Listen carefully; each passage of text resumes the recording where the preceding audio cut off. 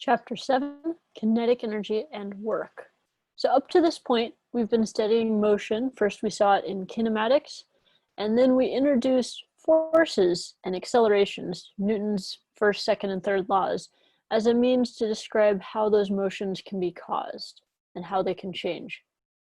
We're about to introduce another framework to look at motion that in many cases will make for a simpler analysis. That's using the ideas of energy and work. So let's dig into it. So first section, kinetic energy. First off, energy. Energy is required for any sort of motion. So you have to be able to have energy in order to move. Energy, we say, is a scalar quantity, so no direction, assigned to an object or a system of objects, and it is conserved in a closed system. That's one of our, a little spoiler there of what's coming in chapter 8. That is, the total amount of energy of all types will always be the same. So as long as you can account for all the different types of energy, you'll see that the total energy stays the same. The key is that energy can be changed from one form to another. So here we're going to discuss one type of energy, kinetic energy, and one method of transferring energy, which is work. That's the basics of what we have here. So kinetic energy, what is that?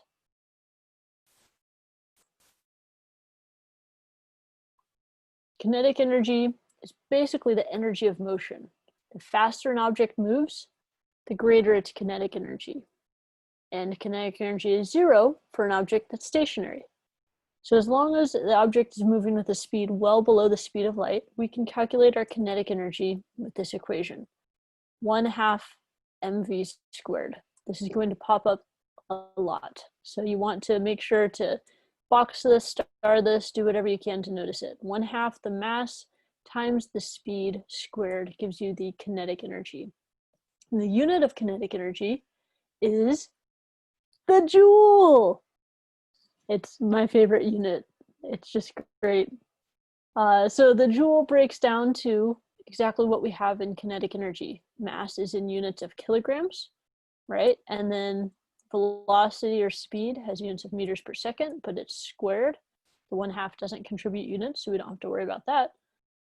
So it matches up. And we get to abbreviate it with a capital J for joule. Yay, energy. So that's super cool. That's how we can calculate kinetic energy. Now let's check it out in an example.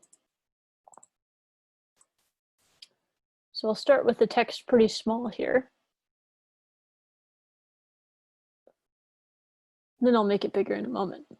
In 1896 in Waco, Texas, William Crush parked 2 locomotives at opposite ends of a 6.4 kilometer long track, fired them up, tied their throttles open, and then allowed them to crash head-on at full speed in front of 30,000 spectators.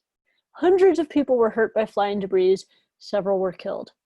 Assuming that each locomotive weighed 1.2 times 10 to the 6 newtons, and its acceleration was a constant 0.26 meters per second squared, what was the total kinetic energy of the 2 locomotives just before they crashed? And you can see the wreckage of the crash here, right? There's 2 trains, or the remains of 2 trains. I can't even really tell one from the other, and all sorts of people standing around to take their photo with it. Pretty wild, right?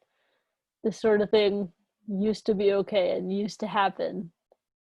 But incidentally, many safety measures got put in place after this event. So even though there was some people who died and definitely lots who got injured, it prevented more deaths down the road. So we can now enjoy the amazingness of the idea of just crashing trains together, which is wild. And we can study it as a physics problem. So let's make the text a little bigger there. So now we can see that. Okay, so if we want to solve for this, right, we could sketch out our 2 trains, right? I'm not very good at drawing trains, so I'm just going to draw boxes with wheels. And they're headed towards each other.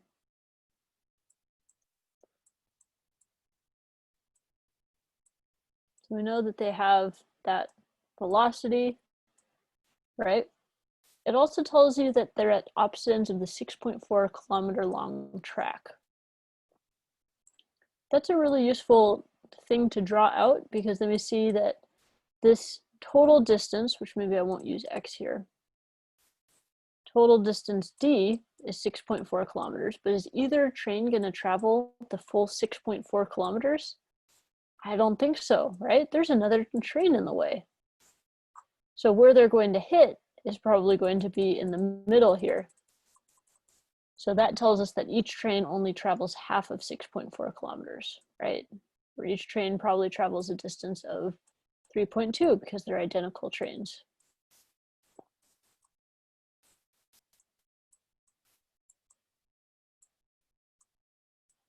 And we often want to just switch this into SI units right away. So I could write this as x is equal to 3.2 times 10 to the third, or 32,000 meters. So either notation works just fine. All right, so we've written down our distance. What else do we know? Well, it mentions this constant acceleration. So each train is accelerating towards the other one. Right, and the acceleration has a magnitude of 0.26 meters per second squared. It gives another number here, which is that of the weight. That each locomotive weighs 1.2 times 10 to the 6. So notice that's not our mass. It feels like it should be our mass, but it's the weight. So if we want to get our mass, we're going to have to take that weight and divide by 9.8.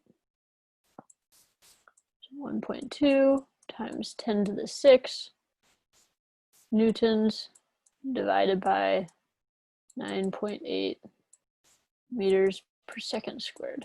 So that's a step that's really easy to miss, largely because it's only off by a factor of 10. So it doesn't seem to change it all that much. But a factor of 10 is actually pretty big. Right, so we're ultimately trying to solve for the total kinetic energy here. And we know with kinetic energy that we're going to calculate with 1/2 mv squared. So as we're taking a look at this, we just figured out how to find our mass. So we're in good shape there. What about the speed? How can we figure out how fast they're going right before they hit? Well, notice we've been given an acceleration, we've been given a horizontal distance. I'm trying to find a final speed. This is sounding like kinematics. And sure enough, this is another case where we're going to bring in our kinematic knowledge. So we want to solve for final velocity using the acceleration and the horizontal distance. Is there anything else we know that we could fill in there? The key is first they get parked at opposite ends of the track. So that tells us how fast are they going at the start. They aren't, right? They're sitting there while they're getting fired up. So we know the initial velocity as well. So if we go back to those kinematic equations that we saw before, we'll be able to solve this within the one that involves velocities, acceleration, and distance, so no time. So the equation that matches that is the v squared is equal to v initial squared plus 2a delta x. And so if we plug in those quantities, we get that the speed of each train right before the collision is 40.8 meters per second, which for reference is 147 kilometers per hour. That's really fast. If you aren't up on your kilometers per hour, that's just over 90 miles per hour. They were flying right before they crashed into each other. So we can convert the weight to mass once again, and notice it is very similar, 1.2 times 10 to the 6 newtons versus 1.22 times 10 to the 5th kilograms. So the units are the main clue there. Units really help you out. If we want to find the kinetic energy, we know that's 1/2 mv squared, but notice they multiply it by 2. Why are we multiplying our kinetic energy by 2? Well, remember we have 2 trains. So we can calculate the kinetic energy of one train and the other train is going to produce just as much kinetic energy as well. So we end up with a total kinetic energy of 2 times 10 to the 8 joules. Wow, that's a lot of energy.